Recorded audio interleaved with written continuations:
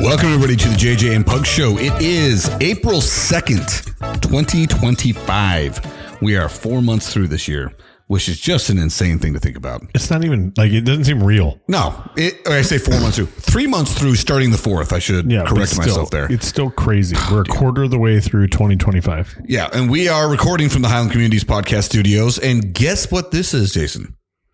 This is our 99th episode. Oh, really? We are one away. One away from the century mark. That's when we hit the big bucks. Hope you people are ready to go through the roof. Skyrocket. Here we go. What's hilarious is that this would be for no other reason than pure persistence on our parts. Yeah. We are making it happen. We are making it happen. I don't even care. Every week we are here. We are here to make it go. All right. And by the way, this is also right here. This is Millencolin, band from my youth. Yeah, probably. The name of the song is Mouse or Man. When I finally read the lyrics, very different meaning than I thought. Basically, the guy the entire time saying he's nothing but a pushover, which is he wasn't, but he is one. And I always thought it was don't be a pushover, be a man, not a mouse. Nope, not the case. This guy's basically saying, nope, I'm nothing but a mouse. I just kind of do what people tell me to do. I wish I didn't, but I do. Either way, the song is still pretty awesome. The band is from Sweden, but they only sing in English. Do you think they know English? Yeah. I mean, wouldn't it be funny if you were a band that sang English words but didn't even know what they meant? Didn't know it at all? Yeah. Like, I could sing a Spanish song right now if I knew the Spanish words, but I wouldn't know what it meant. You have no idea what it means. Yeah. It's funny because there's a story, this Italian folk singer was tired of his songs not being as popular as American music, even though Italians couldn't speak any English and they had no idea what it was. And so he recorded a song in what sounded like English, but was just gibberish, shot to the top of the charts. Totally. Of course it did. It was nothing but gibberish. Made no sense. Totally worked out for the guy, though. Good on you, dude. All right, man. So guess what we just got back from? Remember I tell you that my wife and I, 15 years? Oh, yeah. And we didn't do anything? We actually did something. What'd you do? Took her down to Mexico. Viva Rocky Point. Viva Puerto Peñasco, Rocky Point. We were there for just 2 nights. Dude, it was so nice, man. I have a love-hate place. I love the place. I hate to drive there. Yeah, the drive is kind of spooky. It doesn't matter, I guess, because I'm a male in a car full of women, and I'm one bullet away from them being involved in a sex trade. That's the truth. That is a very grim I know, but that's the truth, though, right? Like, that's where you're like, and yes, of course, more than likely not going to happen. Yeah. But, like, the fact that I can't be armed down there is nuts. And it's even more crazy that I can have a giant spear gun, though, and be totally fine. Yeah, totally fine. Like, loaded, ready to go, which I feel like could pierce 2, 3, or 4 people at one shot. So, I mean, I got something. Yeah. But it's such an uneasy feeling, man. So I've never worried about the drive from here to Rocky Point. I have always been very cautious about driving anywhere else. Like, even if it's in town of Rocky Point, like once I get to the resort or the place I'm going to stay, I've always been like, when somebody says, hey, let's go to, the fish market. Hey, let's go and get some food. I'm always kind of like, are we sure we want to do that? I mean, and dude, you were with me when my hitch got stolen. My hitch. Yeah. Backed into what's the place called? The chicken place. Yeah, I don't know what the name of the chicken place is. But they got one in Coolidge now. Yeah. Lucas Chicken. Lucas, yeah. Dude, somebody stole my hitch. That's it. Just a hitch. Like, it was like $20 from Walmart. I came back outside. I'm like, dude, where'd my hitch go? They melted it down. Like, yeah, I guess for like the 2% of aluminum that's in it or something like that. Anyway, really dumb. But like outside of that, like, I've always had a good experience. It's once I'm in Mexico, I'm good. Like once I'm pass through Sonoita and I get down that stupid long drive. Oh yeah. When you come in, you get that bridge where the road goes up, or the road, or you can keep going, whatever. Yeah. I'm good there. Like I will go anywhere in Rocky Point. I don't care. I'll walk around the fish market, the dirt mall, wherever. I don't care, and no problem. But getting there is another story because it's all the hassle-free signs that are supposed to make you feel safe. Yeah. That don't make me feel safe. Hassle-free zone. Yeah. What is so funny is I remember the very first time I ever went down there, it was just paper instructions, right? It was, print out the instructions beforehand to get to this one specific place. And the instructions were hilarious. And it was from the resort. Like this is, my friend didn't type them up. This was from the resort. And one of them was, in the middle of the desert, you will see a sign pointing to, this direction to go to Puerto Peñasco. And the instructions say, do not follow the sign. This is a scam. And it's like, what? It's like, and every time I drive by that area now, I look at like, dude, maybe people actually turn down this road if they just go that direction because they think that's where they got to go. It's hilarious to me. But anyway, I love it. Food, though. Oh, yeah. The food is unmatched. Like, so I was trying my best. I didn't go crazy at all down there, right? I was going to bring my food down, but I'm like, I don't want to pack a cooler and a whole bunch of stuff. So like, I'll just be very careful on the drive, and it was. But it was one of those things where I did not partake like I wanted to because I was trying very hard to be very careful about everything that I took in. Their food is so good. Dude, I love the carne asada tacos and the shrimp and the chicken. Honestly, I love it all. I love it all. That place we went to when we were all down there, what was that called?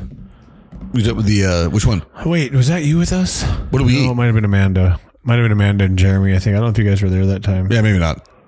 I don't remember. Well, it was Tacos Chewy. Oh, no, we weren't there, no. It was delicious. Dude, I think about the time we went and got the churros. The churro place. The churro cart. It was super fresh churros. Penasco churro. Oh, dude, that was and it was solid. like crazy because it was like dark. It's like down a dark alley. And they're literally spinning churros. Oh, yeah. It was, but it was a line. Like a lot of people that were waiting to get some churros. $2. You got it with like all loaded up. Dude, that was legit. Anyway, so we went down for our 15-year anniversary, just her and I. My mother-in-law, just the best. Watched the kids, took care of the baby. We were able to unwind for just, like 2 nights. The one day, because you only get one day when you do something like that, right? One day, spent the whole day on the beach just reading a book. It was beyond relaxing. I don't even care. That's all I want to do. Like, dude, I am so into just the beach. I go in the water because I like the water. I get why people don't because there are things in there that can eat you. Bro, I've been in there twice, 2 times, stingray. That's in the weird. foot. That's weird. I should say, I've been in there. Pee on you? No, that is not what it works. How do you know? Did you try? If you do that, infection, dude. Stingrays break skin. Stingrays. Then what do you? Oh, jellyfish. Jellyfish is the pee. You're right. No, my bad. You don't mess. The stingrays freaking hurt. So I've obviously been in the ocean way more than 2 times. I'm just saying I've been stung 2 times. And for a person who grew up in the freaking desert and rarely ever went to the ocean, the ratio of me getting stung by stingrays is far too high for me to continue that risk, especially when I know it is stingray season in Rocky Point. So we didn't mess with that. Also, the weather, was nice outside, but the water was a bit cold still. And I am a wuss for that, dude. Cold water.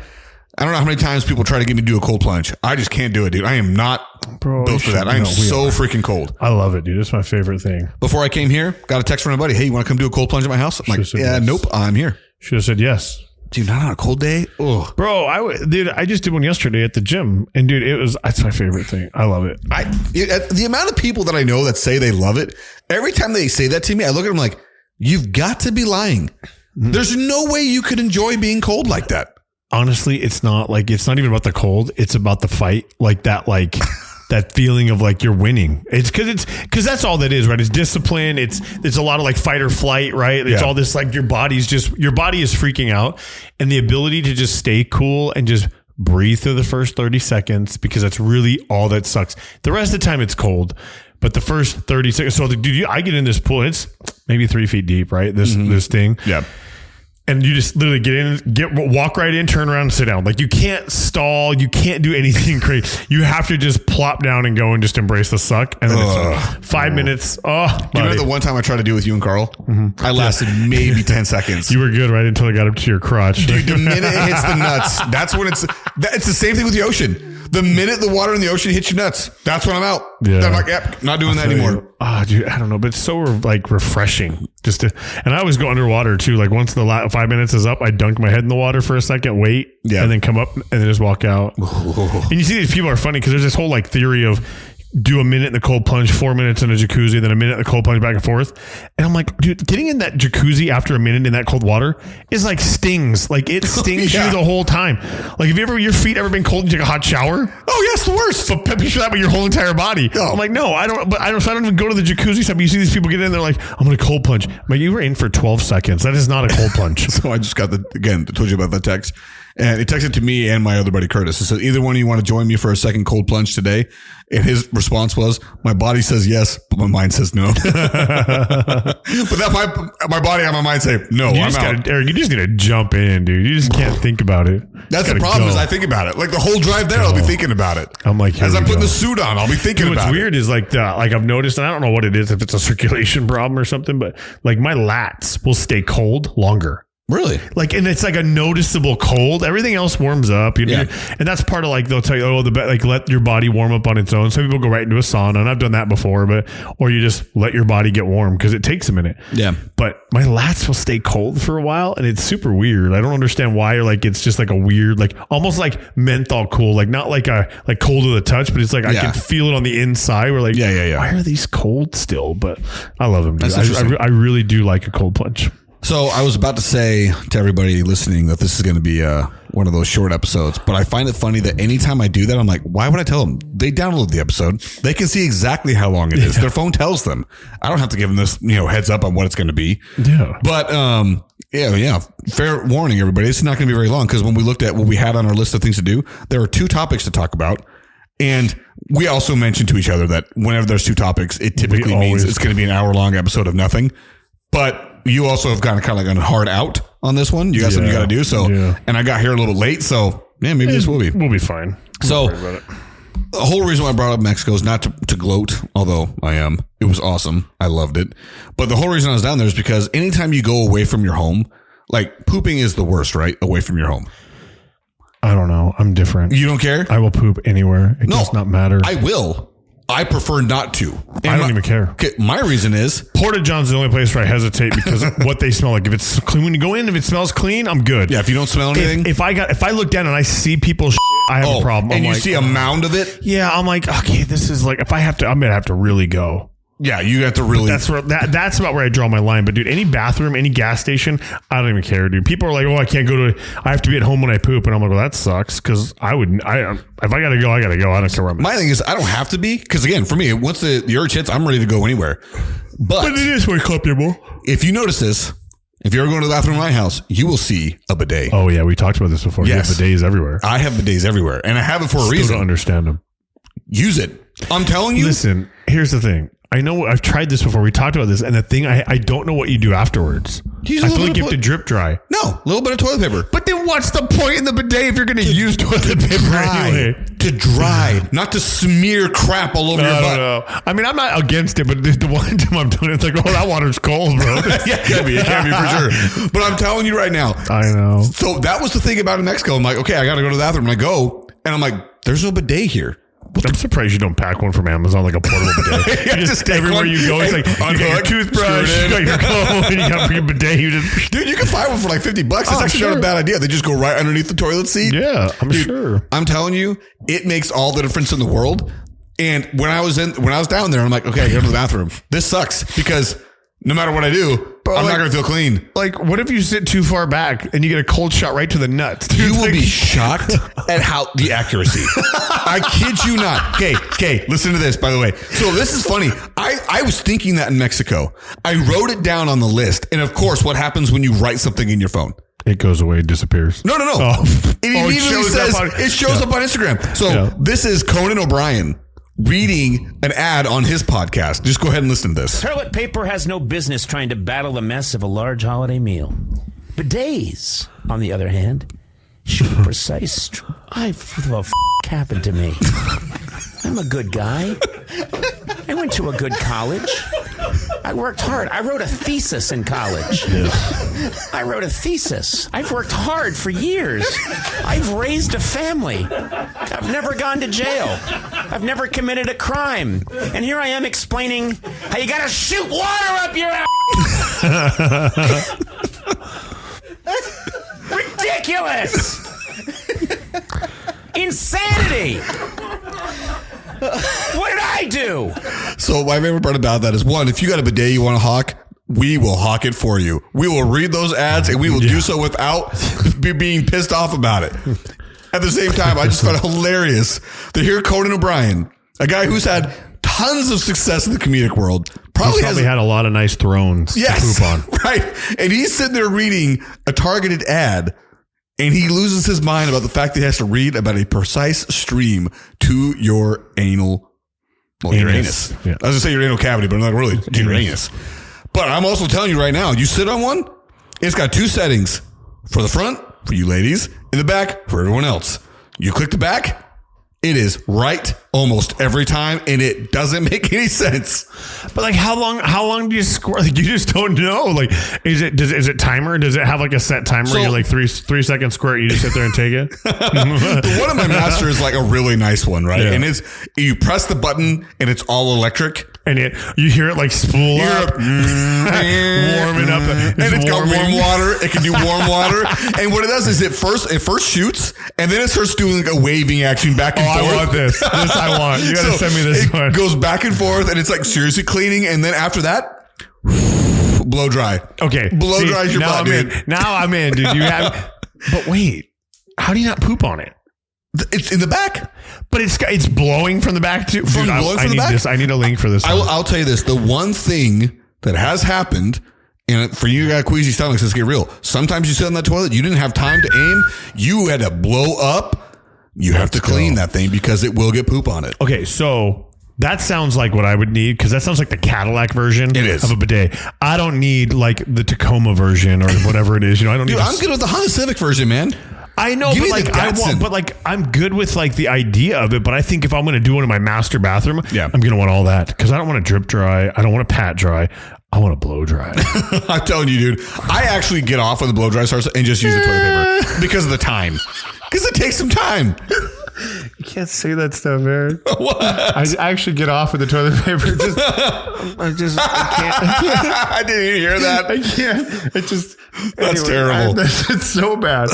But the truth is like, I'm telling you, for all of you who have not adopted a bidet in your home, do it. You say the cheap one I've got right here in this bathroom right here, $50 off of Amazon. And it is worth every freaking penny. But the thing is, I think what you do is you create this false like expectation in your life now, because now when you go to a QT and you got to take a dump, you're like, bro, this is going to be worse. I'm gonna have to go home and spray my butt. No, that's what I'm saying. So like, I don't know if I'm living a life right now where I think I'm. You good don't to know go. any better. Yeah, I don't know. You're living in ignorance. Like I've lived a life of smooth peanut butter, bro. Like I don't even have no chunky exists, dude. But see, I don't need it. That's a good combo. But truly, my thing is like, listen. If we as a society got with it and just said, you know what, we're putting in a bidet in every, because if you go to Japan is famous for this. Oh, really? Yeah. Their toilets are they're uncomparable. Everywhere in Japan has got a toilet that will clean you without you even have to touch a thing. I want to go to Japan. I know. I actually want to go to Japan. Just came back from 10. He was there for 10 or 12 days. He went by himself. His name's Tom. Wow. So he's a single dude. He's like our age. Yeah, He's never been married, no kids. And he went to Japan 2 years ago with a buddy. And he has a thing for the Asian persuasion, so he's always looking for a hot Asian chick. Yeah. So good for him, right? Yeah, so good for him. Like, but he couldn't get nobody to go with him to Japan. And I was like, bro, if I wasn't married with kids and have a life, like, yeah, I would go. I'd get it. Yeah. But dude, he went to Japan for like, I think it was 12 days, and dude, by himself. Like, sounds really crazy. I know, right? Like part of it kind of does, but at the same time, it also sounds pretty awesome. Oh, he would be legit. But I'm like, that's why I want to go. It's like all the little stuff. He's at the food's better, and then I'm gonna ask him about the bathroom. But he's also a weird dude, because I'm gonna tell you right now. Let me tell you this. I was just telling Calais about him actually. Oh, really? Because what were we talking about? I don't know how we got on to. She goes, because Benton's shoes were in the bathroom. Oh yeah. And she goes, what do you got to do? Get naked to take a poop? And I was like, I know a guy. I know a guy. And she's like, what? And I'm like, yeah. So we found Tom. I don't know. He listens to this every now and then. I don't care if he knows.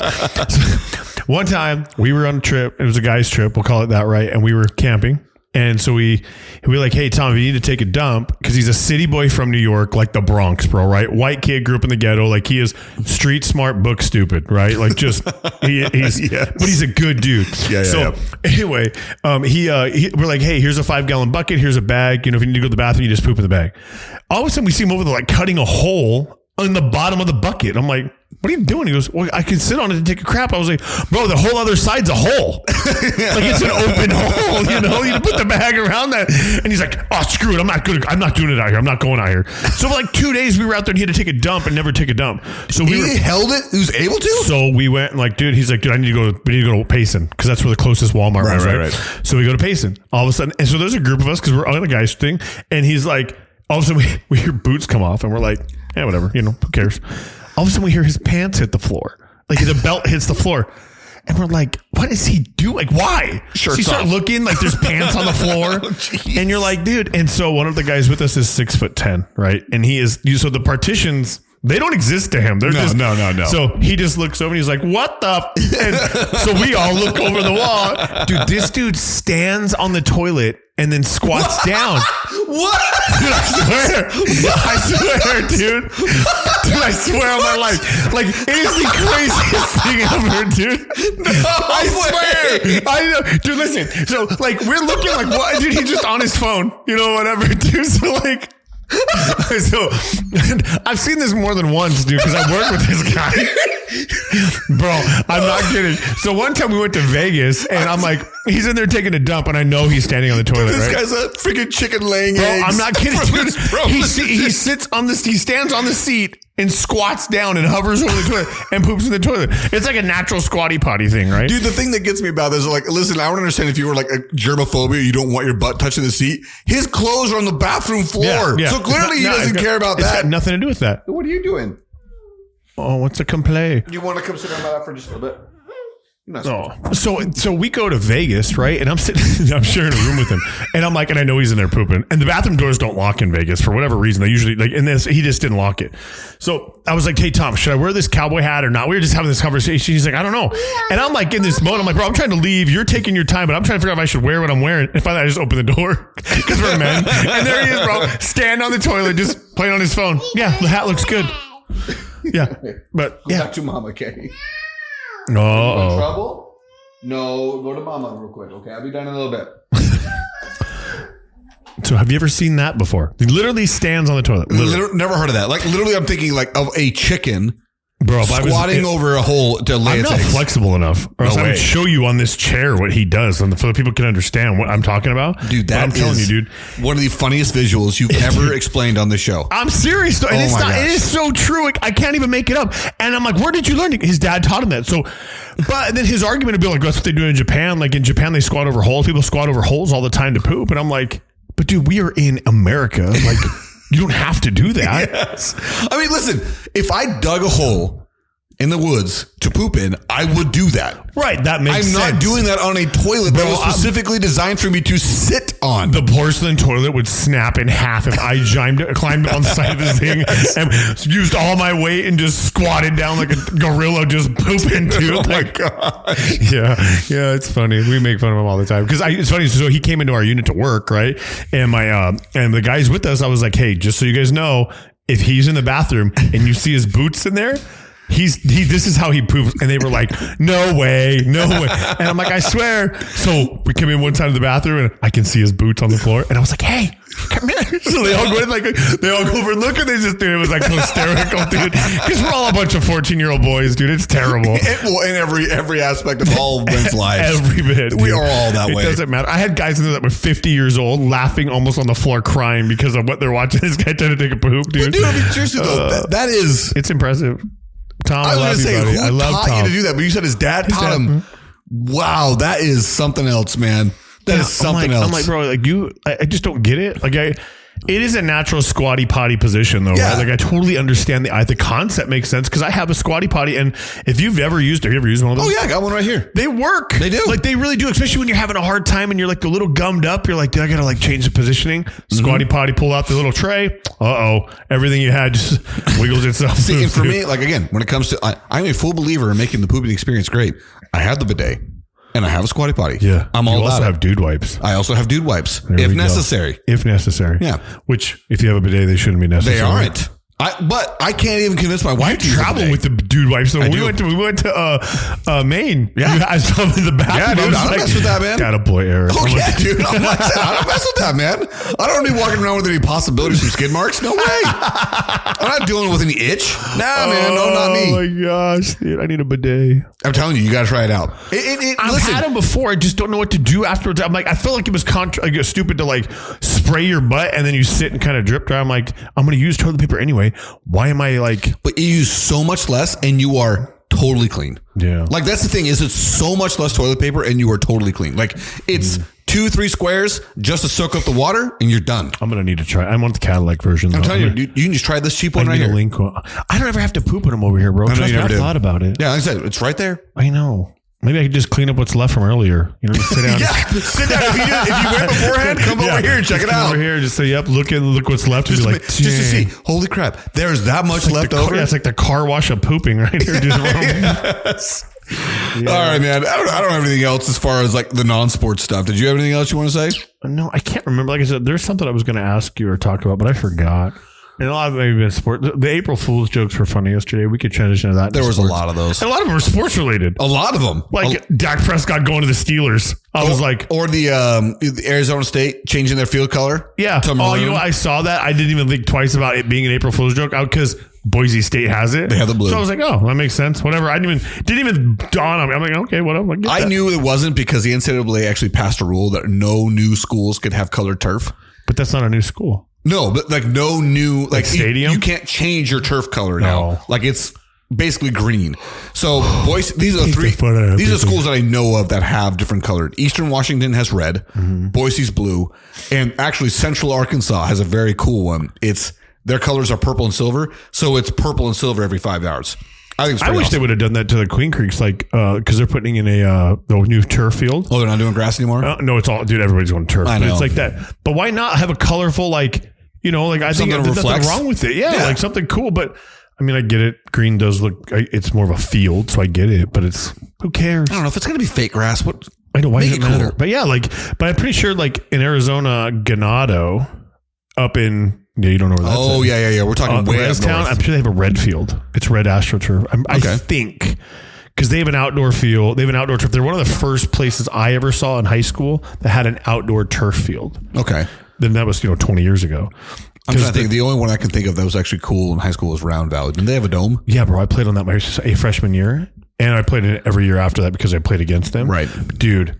That sucked. Really? Here's why. Because that was not turf. That was carpet. Oh, like AstroTurf. It was literally like carpet. So like you had to be very careful when you slid or tackled or whatever because you're going to get ripped up. Oh, dude. It would like be the kind that doesn't heal. And it like hurts to heal, you know? And oh, yeah. But dude, Round Valley was cool because it had it was the only high school dome in the country at the time. I don't know if it still is, but I doubt it. It is anymore. It's so old school constructed too, like the wood pie, like the wood like triangles all over the place. And when we actually did woodworking and all that kind of like actual stuff, architecture, work, all the work was done with wood. Yeah. Now it's all done with steel. Yeah, or some aluminum nonsense or something stupid. But yeah. Well, okay. Here's the one thing that I wanted to kind of like discuss a little bit because the great Calais Campbell has returned. He's come home. Calais is back with the Cardinals on a 1-year deal. I'm excited about to actually play. Yeah, because the guy still plays. Like he's been playing. He's been in Jacksonville. No, this last year he was with Miami. Okay. Year before that he was with Baltimore, and before that, I mean, he did sign a big deal with Jacksonville. But the thing is with Calais, like I remember when they let him walk. The talk then was his best years are behind him. He's not going to be any good anymore. The dude has done nothing but produce ever since. Now, is he going to be an every down guy? No, he's not going to be. He's probably going to be first and second down, run stuffing type of guy, and somebody else will come in third. But at the same time, like if he can get 50% of the snaps on defense, he's a huge body. That's a pretty smart guy. Knows what he's doing. He's actually like a gentle giant, if you will. He's super soft spoken, nice guy. He's got a really funky voice. It's hard to understand what he says. But I mean, he's 6'8", like 310 pounds. Like he's a big dude. He's a big man. But it made me think about like all of the players that have returned. Have come back in one instance or another. Like Carlos Dansby came back to the Cardinals 3 times. Or he played for them on 3 separate occasions, which is insane. How many guys can you think of come back that many times?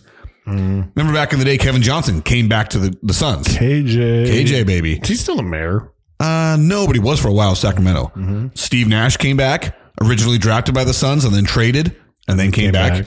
I'm trying to think of like who would be one. We're not going to go so much about all the players that have done it because it's actually something I feel like happens relatively often. Like Leandro Barbosa came back. But what player currently playing that played for your team do you want to see come back? I have one right now. I don't. Well, okay, we talk about like injury prone people or just it can be injury prone. I'm talking about someone that's actively playing, not somebody that like Sean Lee is probably who you're thinking of, or is that even Van Der Esch, dude? Van Der Esch, like both of those guys. Like, imagine having both of those dudes playing in your linebacker positions. You could run the 3-4 scheme to perfection with those two guys on the inside. All day long, Those guys were super smart players. Yeah, but they could not stay. Yeah, the health was just not in their cards. Yeah. Like, just so somebody active today. Actively playing today that, was with your team that's now playing with somebody else. The first person that came to my mind. Tony Pollard playing with Memphis. Yeah. No, not Memphis.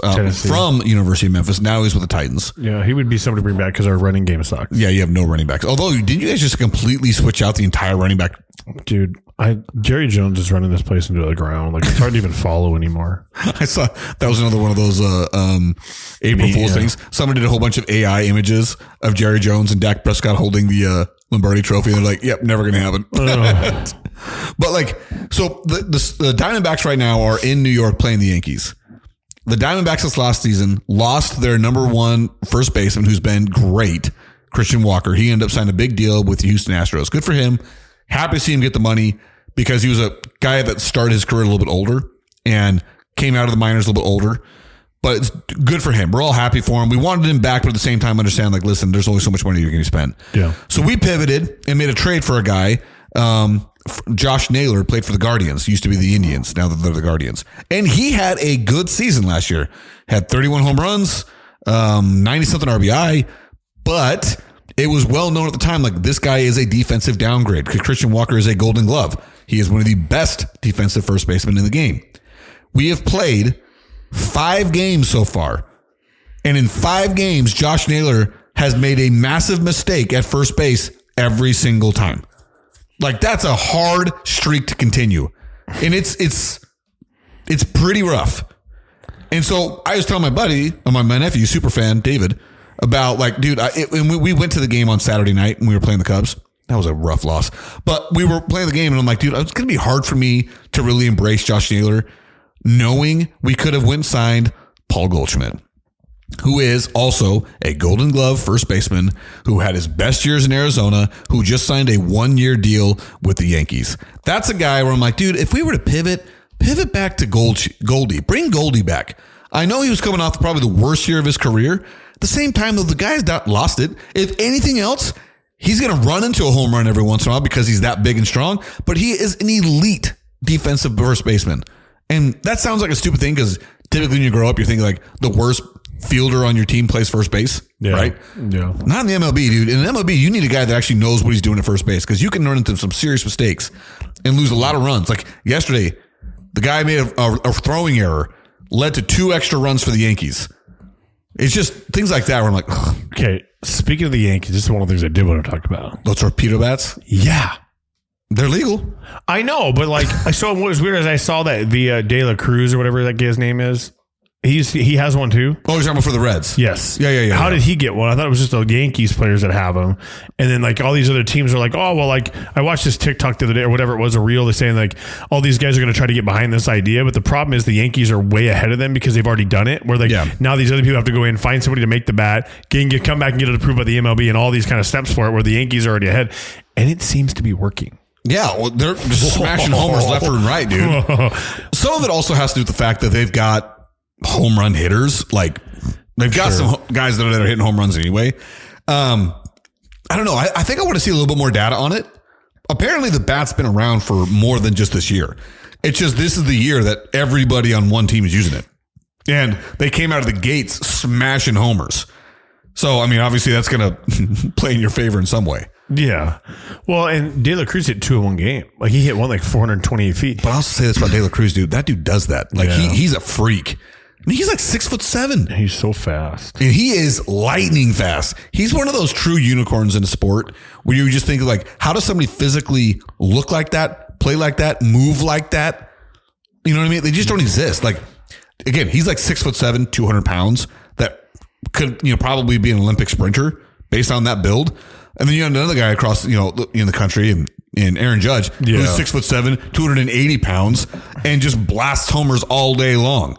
He had 58 homers last year. And I think he had 60 the year before that. Well, I think 62, 61. I can't remember what it was. But anyway, I don't know. For me, when it comes to the torpedo bat, I mean, we're a week into the season.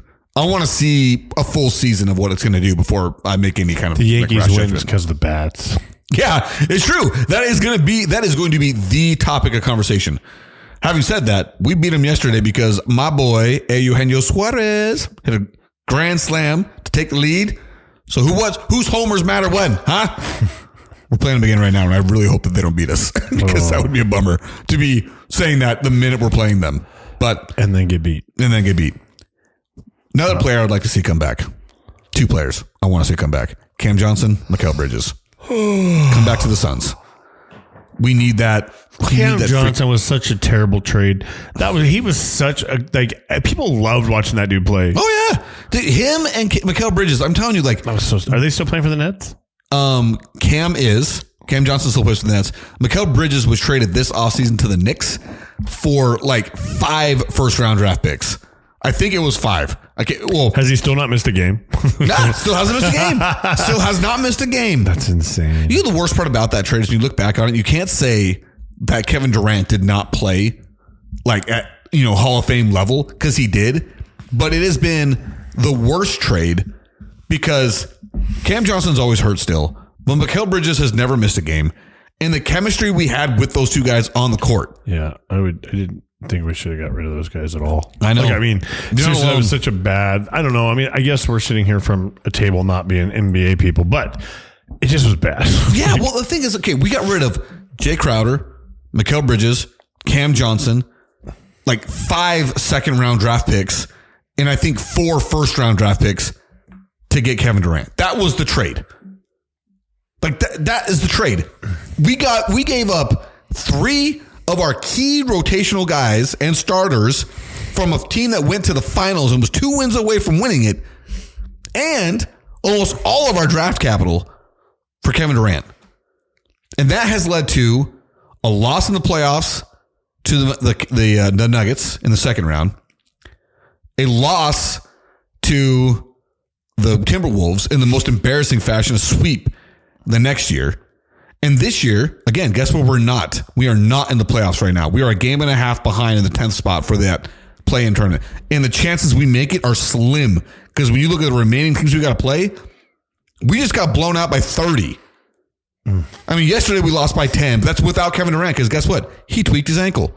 And guess who's still not playing? Bradley Beal. So it's we can't put it all on that one trade, because other trades happened after that further handcuffed the team. But that one trade is really looking pretty awful. And the worst part about it is you can't even blame Kevin Durant, because he's held up his end of the bargain. He's played great. And it's led to 0 team success. It's so hard to watch. I hope they get in still. I don't want them to. I just want them to get in and then go on a sweet Cinderella run. They're not going to do it. Come on. They're not going to. We didn't have a sweet Cinderella team in the March Madness, dude. It's the final 4 it's all chalk. It's all 4, the 4 number 1 teams. Is it all 4 of the number 1s? Mm-hmm. I didn't even follow it because it's been so. Yep. It's I don't follow basketball that much, but it has been Duke, so UNC, Houston, and somebody else, I think. I'm going to pull it up right now. I might be wrong on the UNC part, but I know it's Duke and Houston. But either way, yeah, they're it's all number 1 seeds. That's pretty awful. So you're like, dang, that sucks. Because the first round of 32 was full of upsets, and then it just tanked after that. Okay, so I'm looking here at the NCAA bracket.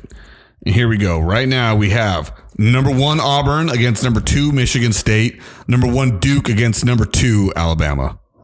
No. Yeah. No. Is that not what it is? Oh, no. What the heck is this? They're ones. They're all ones. Florida, Auburn, Houston, Duke are all 1 seeds.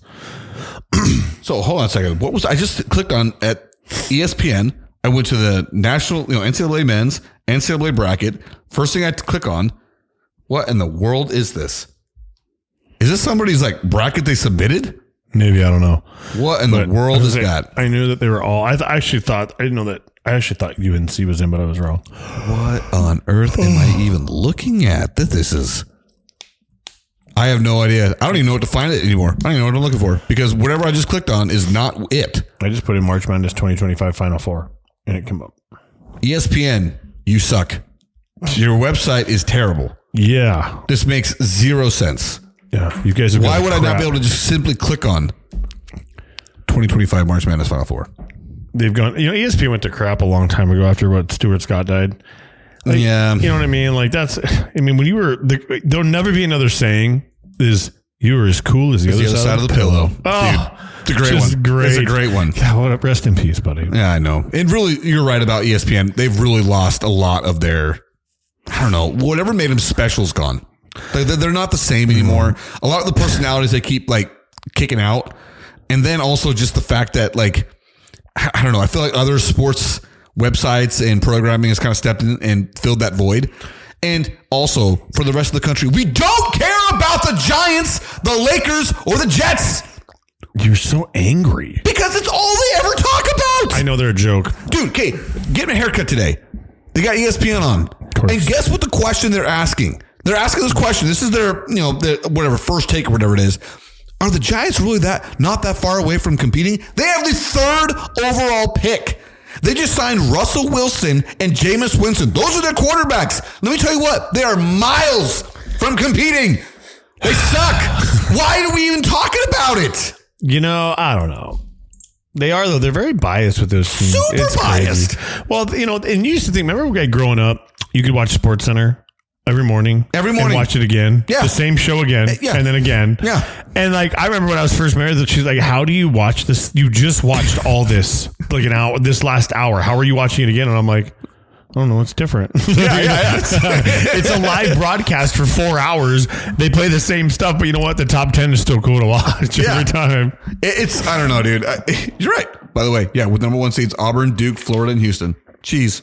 That's freaking terrible. Makes it like, Yeah, I don't care about that. Honestly, I don't care about it anyway, because when I look at any one of those teams, I'm like, could not have less interest in any one of those teams in their fate. Yeah, me either. But seriously, ESPN, you suck. Like, focus on something else. Actually tell the real stories of the NBA. Who cares what's happening with the Lakers? They're not a number 1 seed. You don't ever talk about Oklahoma City Thunder. They are the number 1 seed. Can we stop talking about Bronny, please? Let's stop talking about Bronny. He is a 2nd round pick who rarely plays. Who cares? I remember they were talking about how he scored 39 points in a G League game. Guess what? Drew Timme scored 50. And you don't even know who he is. Of course not, because he's not LeBron's He's not LeBron's son. I mean, listen, nobody ever would have any problem. Like, listen, if it was any other team, I don't think anybody would care if Bronny got picked in the 2nd round by any other team. We all know the reason he got picked is because of his dad. That's fine, because lots of people get jobs that way. Like that is the American way. Yeah. Exactly. But the fact nobody cares about it after that. They played their game together in the 3rd game of the season. We're done. Okay, focus on something else. Move on, let it go. Move on. Let's talk about something that matters. Let it go. Actually talk about the stories of the NBA and baseball and football. Actually tell the real stories and not catering to the largest markets or the largest fan bases. Because you're not doing yourself any favors, because everybody else is sick and tired of hearing about it. And not only that, you're not curating any better fan bases. Like, the Packers have got to have one of the best fan bases in the world. They're not getting more screen time. They're not getting more talked about than the Cowboys, the Giants, and the Jets. It's true. Whoa. Well, Cowboys are America's team. Yeah. Listen, they are Dallas' when team. Majority of America wants to hear about them, and ESPN's smart about that. All right, double standards. Everybody's like, hey, nobody wants to hear about the Giants. Definitely not the Giants or the Lakers. But the Cowboys are kind of like, it's kind of like more than half the population of the country is probably a Cowboy fan. Holy crap. And then 25% more of that is just closet fans. Just calling itself black. Oh my gosh. Anyway, back to, is there any other player? Like I said, you said Tony Pollard. Is there anybody else you were thinking of that you want to see come back? Well, they all retired. Like, Zach Martin's gone. He'd be great to have back, but he retired. Yeah. Or, you know what? Tyron Smith, but healthy. Yeah, that was Tyron Smith's always problem. I think he actually stayed healthy all year for the Jets. Dude, he is such a big dude. I've walked past him. He literally wears a knee brace for an arm brace. Like an elbow brace. I know. He's huge. He is a mammoth of a man. And it is sad because when you look again, there's lots of athletes in the NFL, specifically the NFL, where you can look at and say, wonder what that career would have been like had they not gotten hurt so often. And Tyron Smith's one of them. The number one that I think of all the time is Luke Kuechly. Oh. If Luke Kuechly had not gotten hurt so often, what And Andrew Luck, for that matter. Oh, What would their careers have been like? I know, man. And Andrew Luck, I get, he played it smart. It's a head thing, and you got to do. And the same thing with Luke Kuechly. Both of them was Kuechly was crazy. Yeah, he was. But he was like, I'm not dealing with concussions anymore. He's 29 when he retired. I think both he and Andrew Luck were 29 years old. I didn't know Andrew Luck was that old. I mean, he probably was, but he didn't feel like he was that old because he played at Stanford for so long, came into the league kind of late. But dude, he was so he had a chance to be Peyton Manning. I think, maybe I'm wrong, but I think Andrew Luck came in as like 21 years old.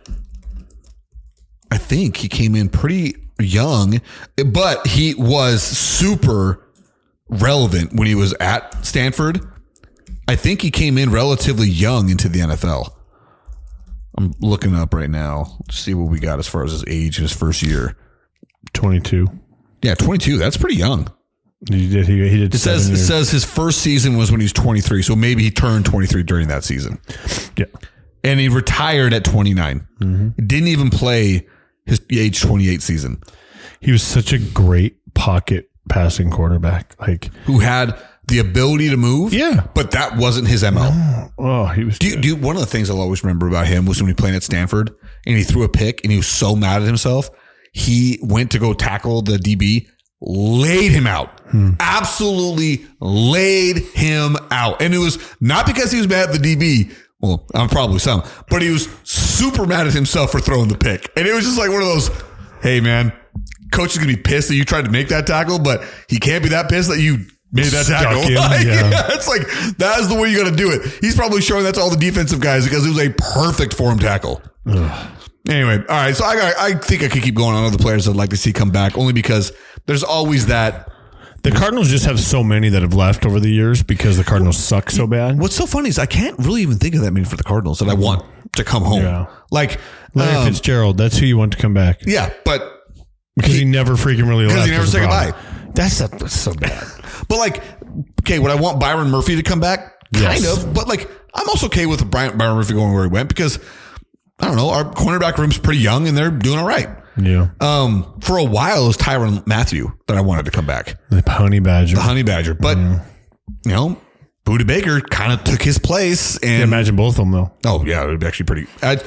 The thing about that scared me, who's actually covering? Because both those guys are flying up to the line on every single opportunity there's to make a tackle. But yeah, as far as like players that have left, where I was like, oh man, I can't believe we let that guy go. One actually is. Oh, I would tell you. Well, he doesn't play no more. Never mind. Oh, who? Jason Witten. He went to play for the Raiders, but he didn't play no more. Yeah, he didn't play anymore. Yeah. Talking about tight end. I was gonna say the one guy that I will actually say that I think we should have kept is Zach Allen. He was a defensive end, like a 3-4 defensive end that went to the Broncos, got paid by the Broncos, but since he's been there, has been super productive. And that's a guy where I'm like, okay, you know what? I wish we wouldn't have let that guy go. But that was like the exact type of guy that would go because you got a brand new GM who's want to come like reset the team in his own image. And he didn't draft him. It wasn't his guy. Same with Byron Murphy. They're both kind of left at the same time. Outside of that, like, I don't know. You're right. The Cardinals' recent history has been bleak enough to where there haven't been very many great players that left that you're like, oh, I can't believe we screwed that one up. I mean, even with the Diamondbacks, again, the one guy that I think of is Paul Goldschmidt. Outside of that, like, yeah, players go. Sometimes you just kind of like tip your hat and say, hey, you know what? Good luck to you wherever you go. The Suns, recent history. Yeah, there's a lot of recent history where I'm like, gosh dang, why did we should have traded Chris Paul. And I will be the first person to say that I was all on board with that trade when it happened. We should not, well, although I was very happy to get rid of Landry Shamet in that trade. Freaking waste of space. But like, again, the trading of Jay Crowder, Cam Johnson and Mikal Bridges, that's really sunk us. Yeah, that one. And again, I keep saying that's a tough one. It's hard because you got Kevin Durant, but it has led to no team success. Yeah, there's been no benefit for it. So it's not like you gave up a lot and got what you thought would be a lot. And he has performed. He's performed, but it hasn't led to team success. Well, the thing is, like, Kevin Durant's never been the guy. He's been a guy. Which is crazy because he's one of the greatest ever. But he's always had to go to a team to be with other people. He can't be the guy that gets you there, but he can be the guy that supports you getting there. Yeah. This is different. No, it is. And it's because especially if you look at his history, he's been great everywhere he's gone. The only place that he's had enormous success was with a team that was already enormously successful in Golden State. I think he probably would have got there with the Thunder because they were building something so awesome, which is, that's the thing I actually always hold against him, was that move from Oklahoma City to Golden State. Like, that was whatever. It was LeBron-esque. It was worse than LeBron. Yeah. It was worse than LeBron because he lost to that team when he was up 3-1 in the previous Western Conference Finals the year before. He was beating that team, and then he lost to that team and decided, I'm joining that team. Like, that is... Join him. Oh, gosh, that was awful. I was irate when that happened. Yeah, I would accept him going to literally any other team. Yeah. You were trying to get that dub, bro. He got him. He got the rings. But, so whatever, you know. But, yeah, you're right. I mean, he's not like... He's not the guy that picks up your organization and takes you where you want to go. No. He's the guy that will, like you said, he will aid you in that journey. Mm-hmm. So I guess it's hard to, I don't know. I'm not going to make excuses for him. He's one of the greatest players of all time. He doesn't need me to cover for him. No, I'm just mad that we lost because we sacrificed a lot. We sacrificed three. Well, we sacrificed a future. Yeah, for an old guy. For an old guy who was supposed to take us there immediately. And he didn't do anything. He rolled his ankle. Yeah, for immediately. The second game he was with us. Yeah. All right, we don't need to get into that. I got nothing else, man. I'm ready to go. You got to go. You got anything else you want to say? Yeah, don't breathe. Breathe.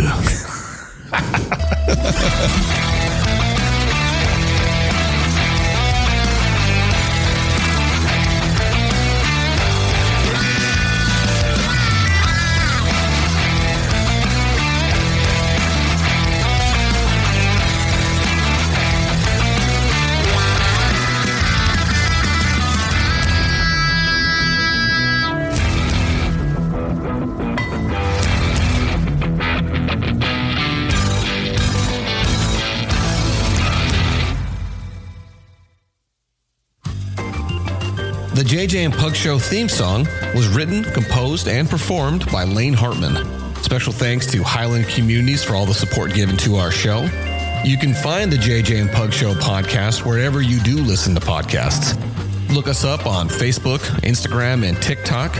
Remember to share the show with your friends and family and subscribe wherever you do listen. If you're able to, please feel free to support us by sending a donation to us by going to ko-fi.com/the JJ and Pug Show. That is ko-fi.com/the JJ and Pug Show. Again, thank you so much, everybody, for all the support, whether that is by simply listening, whether that is sharing it with a friend, or giving us that sweet, sweet cash. We truly appreciate it all. Thank you so much.